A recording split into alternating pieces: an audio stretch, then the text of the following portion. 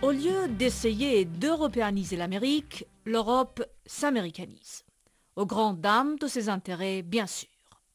Ce panurgisme obsessionnel dont fait preuve le vieux continent, et cela depuis le premier jour où éclatait sur fond d'ignominieuse infamie la pseudo-crise nucléaire iranienne, manque de logique.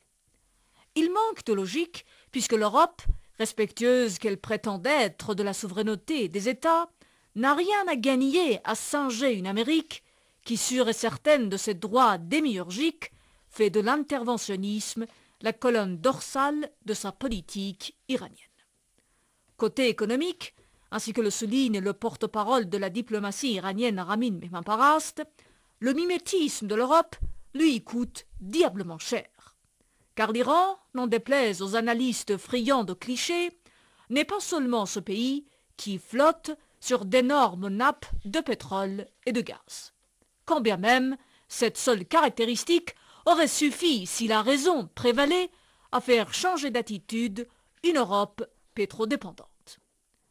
Mais l'Iran est aussi son vaste marché de 70 millions de consommateurs que les Asiatiques savent si bien mettre à profit et dont se retire une économie européenne à bout de souffle.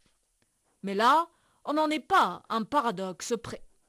Qu'on le veuille ou pas, la République islamique d'Iran s'impose comme une incontournable entité géopolitique, sans le consentement de laquelle la donne ne peut se modifier ni en Irak, ni en Afghanistan, ni nulle part ailleurs, au Moyen et Proche-Orient.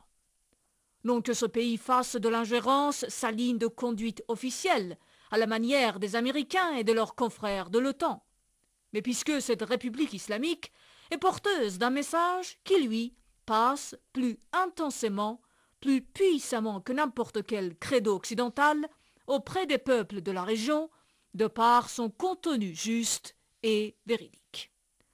Que la France de Nicolas Sarkozy, la Grande-Bretagne de David Cameron ignorent cette réalité, c'est leur choix, mais qu'ils aient néanmoins le courage de reconnaître qu'ils font là ce qu'ils proscrivent aux autres.